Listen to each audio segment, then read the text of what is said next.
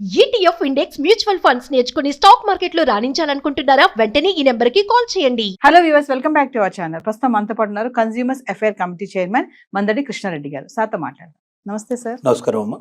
Sir, recent గా America వెళ్ళినటువంటి ఒక మహిళ ఎయిర్పోర్ట్ లో దిగగానే అక్కడ ఉన్నటువంటి officers, customs and border security officers ఎవరైతే ఉంటారో ఆమెను పట్టుకొని ఆమె దగ్గర గ్రీన్ కార్డ్ తీసేసుకొని దాని మీద విజిటింగ్ స్టాంప్ వేసేసారంట. అంటే గ్రీన్ కార్డ్ ఉన్న వాళ్ళకి విజిటింగ్ స్టాంప్ ఎలా వేస్తారు, అది అసలు ఏంటి ఒకసారి దాని గురించి? ఇప్పుడు ట్రంప్ వచ్చిన తర్వాత ఎలాంటి జాగ్రత్తలు తీసుకుంటున్నారంటే, అక్కడ ఉన్నటువంటి ఇల్లీగల్ ఇమిగ్రేట్స్ని పంపించడమే కాదు, పనికి మాలిన వాళ్ళు, పనికిరాని వాళ్ళు, అమెరికాకు భారంగా ఉండేవాళ్ళు, అమెరికా నుంచి ఏదైనా లాభాన్ని సంపాదించేటువంటి వాళ్ళందరినీ ఏరిపారేయమనేటువంటి పరిస్థితులు ఒక రకంగా ఆర్డర్స్ వచ్చాయి వాళ్ళకి. ఆ ఆర్డర్స్ ప్రకారమే వాళ్ళు ఏం చేస్తున్నారంటే, ఇప్పుడు మన పట్టుకున్నటువంటి లేడీ ఎవరుతున్నారు, షీజ్ అ ఓల్డ్ లేడీ. తనకి ఏజ్లు, తనకు కూతురు ఎయిర్పోర్ట్ లో వెయిట్ చేస్తుంది బయట. తను వచ్చింది, దిగిన తర్వాత తను కొన్ని క్వశ్చన్స్ వేశారు వాళ్ళు. అసలు ఎందుకు ఫ్రీక్వెంట్ గా వెళ్ళి వస్తుంది ఇండియాకి? సంవత్సరంలో చాలా సార్లు వెళ్ళవడం, ఇండియాకి వెళ్తుంది, మళ్ళీ అమెరికా వస్తుంది, మళ్ళీ ఇండియాకి వెళ్తుంది, మళ్ళీ అమెరికా వస్తుంది, ఇలా తిరుగుతుంది ఆవిడ. ఇన్నిసార్లు విజిట్ చేస్తున్నావు దేనికోసం? నువ్వు ఏమైనా బిజినెస్ చేస్తున్నావా? నువ్వు అమెరికాలో బిజినెస్ ఏమి లేవు, కానీ ఇండియాలో ఏమైనా బిజినెస్ చేస్తున్నావా? అమెరికా ఏమంటుని ఇండియాకు తీసుకెళ్లే ప్రయత్నం జరుగుతోందా? ఇలాంటివన్నీ వాళ్ళు క్వశ్చన్స్ వేశారు. ఈ క్వశ్చన్స్ లో తనకు ఇంగ్లీష్ 100% తనకు రాదు, కొంత వచ్చు కొంత రాదు. తను చెప్పిన ఆన్సర్స్ తికమక్గా ఉన్నాయి, సూట్ అవ్వట్లేదు. రెండోది ఏంటంటే, తనకు సంబంధించినటువంటి వాట్సాప్లు కానీ లేకపోతే మిగతా కానీ వాళ్ళు కొంత వెరిఫికేషన్ చేస్తే అమెరికాలో ఏదో కొంత బిజినెస్ జరుగుతున్నట్టుగా అనిపించింది. అంటే ఇండియాలో జరుగుతున్నట్టుగా అనిపించింది.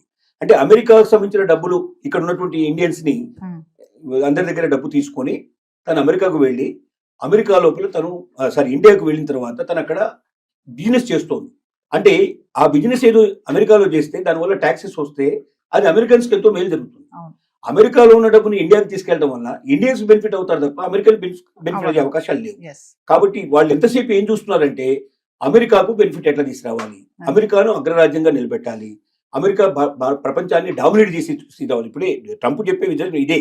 అమెరికన్స్ ఇంత ముందుకున్న గ్రేట్ అయిపోవాలి, ఇంతకన్నా చాలా బిగించాలి, ఇప్పుడు ప్రపంచం మీద అంతా ఆధిపత్యం చెలాయించాలి. అలా చెలాయించాలంటే డాలర్ విపరీతమైన రేట్ రావాలి, ఇక్కడ ఉన్న వాళ్ళందరికీ ఉద్యోగాలు రావాలి, ఇక్కడ ఉన్న వాళ్ళందరూ సంపన్నులు అయిపోవాలి. అమెరికాకు ఇతర దేశాలకు మధ్యలో తేడా చాలా విపరీతంగా ఉండాలి, అంటే ఎప్పటికీ అందుకోలేని పరిస్థితి తీసుకురావాలి. అలాంటి పరిస్థితికి నేను తీసుకొస్తానని చెప్పి ప్రామిస్ చేశాడు ట్రంప్. అందుకే ఓట్లు వేశారు. ఓట్లు వేసిన తర్వాత ఏం చేశాడు, ఇల్లీగల్ ఇమిగ్రెంట్స్ ని సంఖ్యలు వేసి మరి తీసుకొచ్చి ఆ దేశాల్లో వదిలిపెట్టడం మొదలుపెట్టాడు. సంఖ్యలు వేయడం అంటే మనకి తెలుసు కదా, మరి అట్లాంటి ఆర్థిక నేరస్తుల్లో మిగతా వాళ్ళని చేసినట్టుగా తీసుకొచ్చేస్తున్నారు. ఇండియాకు తీసుకొచ్చిన వాళ్ళని కూడా సంఖ్యలు వేసి పట్టుకొచ్చారు. ఇప్పటిదాకా వచ్చినట్టు విమానాలనే అంటే వచ్చాయి. సరే, మోడీ వెళ్ళి మనం రిక్వెస్ట్ చేసి మా వాళ్ళని మేము తీసుకొచ్చుకుంటాం, మీరు తీసుకురావాల్సిన అవసరం లేదు, మీరు ఎవరెవరు ఉన్నారు ఇల్లీగల్స్ మీరు గుర్తించండి, వాళ్ళు మాకు అప్పచెప్పండి, మేము తీసుకొచ్చుకుంటాం అని చెప్పాడు. బహుశా అది ఆచరణలోకి రావచ్చు. ఈ లేడీ విషయంలో ఏం జరిగిందంటే, ఒకటి తను సరిగ్గా ఆన్సర్స్ చెప్పకపోవడం వల్ల, తికమక అవడం వల్ల, టాలీ కాకపోవడం వల్ల ఒకటైంది. రెండోది వాళ్ళకి అర్థమైంది ఏంటంటే, ఈవిడ ఇండియాలో వ్యాపారాలు చేస్తోంది, అందుకే ఫ్రీక్వెంట్ గా అమెరికాకు వస్తుంది. అమెరికాలో ఉన్న డబ్బుని ఏదో రకంగా ఇండియాకు వెళ్ళేట్టు చేసి, ఇండియాలో దాని ద్వారా వ్యాపారాలు చేసి ఇండియాకు లబ్ధి చేస్తుంది తప్ప అమెరికాకు లాస్ చేస్తుంది. అమెరికాకు దీనివల్ల ఏ రకమైన ఉపయోగం లేదు, పైపెచ్చు నష్టం వస్తున్నట్టుగా వాళ్ళకి అనుమానాలు వచ్చాయి. అనుమానాల వల్ల ఏం చేశారంటే, ఈవిడికి పర్మనెంట్ వీసాని, గ్రీన్ కార్డుని క్యాన్సిల్ చేసేసి నీకు టెంపరరీ వీసా, టూరిస్ట్ వీసా నీకు బండిల్ చేస్తున్నావు అన్నట్టుగా ఆ పాస్పోర్ట్ వాళ్ళు స్టాంపింగ్ చేసి ఇచ్చారు. అంటే ఇంకా భవిష్యత్తులో ఇది చేయడానికి వీళ్ళని పరిస్థితులు కల్పించారు. అంటే దీని అర్థం ఏమిటంటే, ఇది ఈవిడకు ఒక్కదానికే కాదు, ప్రపంచంలో అందరికీ దీని ద్వారా ఒక సందేశం పంపించారు. ఎవడైనా వేస్ట్ ఫెలోస్ ఉంటే అమెరికా లోపల వాళ్ళు కూడా మూటామూలి సర్దుకొని మీరు వెళ్ళిపోండి. రెండోది, ఇక్కడ ఉన్నటువంటి సంపదను తీసుకెళ్లి మీ దేశాల లోపల మీరు వ్యాపారాలు చేసుకోవడానికో లేదా అక్కడ మీరు వేరుకో లబ్ధి చేకూర్చే ప్రయత్నం మీరు చేసేటువంటి వాళ్ళు ఉన్నారో వాళ్ళందరూ జాగ్రత్త పడండి.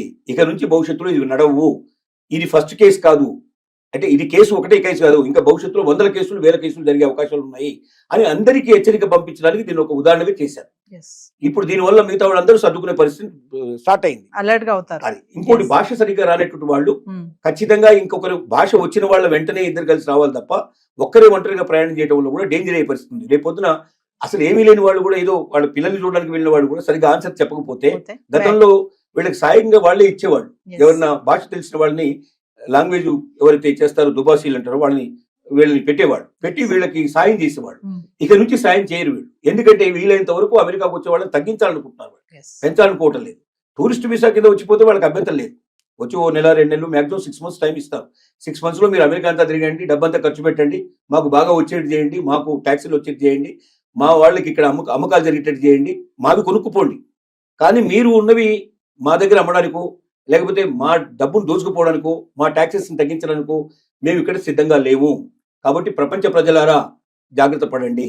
అమెరికా ఇక ఇలాంటివన్నీ సహించదు, ఇల్లీగల్ ఇమిగ్రెంట్స్ రానివ్వదు, పనికిరాని వేస్ట్ ఫెలోస్ కూడా వద్దు, పర్మనెంట్ వీసాలు కూడా మేము రద్దు చేస్తాం, గ్రీన్ కార్డులు కూడా రద్దు చేస్తాం.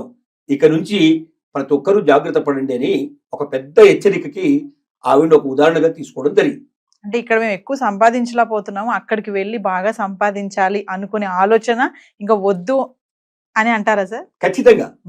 నేను ఒకటే మాట చెప్పగలుగుతున్నాను, భారతదేశం ఇవాళ ఒకప్పుడు భారతదేశం కాదు. ఇవాళ అవకాశాలు కోకొల్లలుగా ఉన్నాయి. ఇక్కడ వ్యాపారం చేయదలుచుకుని ఏ రంగంలోకి వెళ్ళండి, నిజంగా ప్రతిభావంతులైన వాళ్ళు ఆ రంగంలో అందరికన్నా ఎక్కువ సంపాదించే అవకాశాలు ఉన్నాయా లేదనేది మనల్ని మనం ఖచ్చితంగా ఒకసారి మనం ఆలోచించుకుంటే ఏ రంగమైనా తీసుకోండి. మీరు ఏ రంగంలో అయినా మీరు ప్రతి రంగంలో కూడా మీ దగ్గర నిజంగా ప్రతిభ ఉంటే ఒక్క ఆలోచన మొత్తం జీవితాన్ని మార్చేస్తుంది, ప్రపంచాన్ని మార్చేస్తుంది.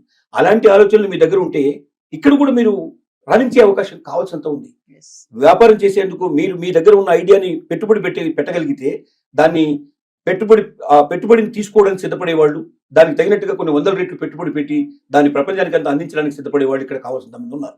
భారతదేశంలో ధనవంతుల కొరత లేదు నిజం చెప్పాలంటే, కానీ ధనం కొద్ది మంది చేతుల్లో ఉంది. మొత్తం దేశంలో సంపద అంతా కూడా 10% దగ్గర ఉంటే 90% దగ్గర డబ్బు తక్కువ ఉండేట్లు పరిస్థితి ఏర్పడింది. కాబట్టి ఈ 10%లో ఉండేట్లు వాళ్ళు కూడా కోకోలుగా వాళ్ళు పెట్టుబడి పెట్టడానికి సిద్ధంగా ఉన్నారు. మీ దగ్గర ఐడియా ఉందా, మీ దగ్గర క్యాపబిలిటీ ఉందా, ఉంటే బయటికి రండి. ఇక్కడే లేని వాళ్ళు అక్కడ పోయి ఏం చేస్తారు? కాబట్టి ఒకప్పుడు అంటే ఇండియాలో అవకాశాలు లేదు కాబట్టి మీరు అమెరికాను వెతుక్కుంటూ వెళ్ళారు. ఇవాళ అవకాశాలు ఇండియాలో ఉన్నాయి. లేదని ఎవరంటే నాకు జాబ్ దొరకటం లేదు, నాకు పని దొరకటం లేదు అంటే వాడంత సోమరిపోతు ఇంకోటి లేనట్టు మాట. ఎందుకంటే రోజు మీరు చూడండి, పేపర్ తీయండి ఒకసారి, పేపర్లు తీస్తే కొన్ని వేల జాబ్స్ కనపడతాయి. కానీ మన వాళ్ళు వెతికేది ఏంటంటే వైట్ కలర్ జాబ్ కావాలి, కష్టపడకుండా సంపాదించాలి, నేను ఎప్పుడు ఏసీలో కూర్చోవాలి, కార్లలో తిరగాలి, ఇలాంటి కోరికలు ఉండేవాడు కష్టం. ఏ జాబ్ అయినా సరే నేను చేస్తానని సిద్ధపడితే జాబ్ దొరకపోవడం కాదు, కావాల్సినంత సంపాదించుకునే అవకాశం ఉంది. ఒక జాబ్ కాదు, పొద్దున్నే మళ్ళీ పార్ట్ టైం కూడా చేసుకునే పాసిబిలిటీస్ ఉన్నాయి. కాబట్టి నేను ఒకటే చెప్పగలుగుతున్నా ఏంటంటే, అలాంటి అమెరికాకు వెళ్ళి అక్కడ బందీలుగా మనం పట్టుబడి సంఖ్యలు వేయించుకొని ఈ దేశానికి వచ్చి ఆ అవమానాలు భరించేదానికన్నా మీ దగ్గర శక్తి ఉంటే, క్యాపబిలిటీ ఉంటే ఈ ఐడియాని ఎలాగ బయటకు తీసుకురావాలి, ఎలాగా సమాజం ఇవాళ సోషల్ మీడియా కావాల్సినంత తీసుకుంది. మీకు మీ దగ్గర ఒక మంచి ఐడియా ఉంటే మీరు సోషల్ మీడియాకి ఇవ్వండి, ఆటోమేటిక్గా ఎవరు చేరాలో వాడు చేరుతుంది, మిమ్మల్ని వెంటనే వాడే పిలుస్తాడు, వెతుక్కుంటూ వస్తాడు మిమ్మల్ని. కాబట్టి ప్రతిభావంతులారా, మీ ప్రతిభని వేరే దేశాలకు అమ్మడానికి ప్రయత్నం చేయకండి, మన దేశంలోనే మీరు తీసుకొని మీరు రాణించండి, మీరు దాని ద్వారా మన దేశానికి సేవ చేయండి అని చెప్పి మరొకసారి విజ్ఞప్తి చేయాల్సి వస్తుంది. అంటే సార్ ఒక విషయం ఫైనల్ గా చెప్పండి సార్, గ్రీన్ కార్డ్ హోల్డర్స్ ఎవరైతే ఉన్నారో వాళ్ళందరూ కూడా జాగ్రత్తగా ఉండాలి, లేదంటే వాళ్ళ వీసా కూడా రద్దు అయిపోయే ఛాన్సెస్ ఉంది, గ్రీన్ కార్డ్ కూడా పోవచ్చు. ఎంత క్లియర్ గా చెప్పాడంటే, గ్రీన్ కార్డు ఉన్న వాళ్ళ పిల్లలు కూడా అమెరికన్స్ కాదని చెప్పేశాడు. ఇంకా దాని అర్థం ఏంటి?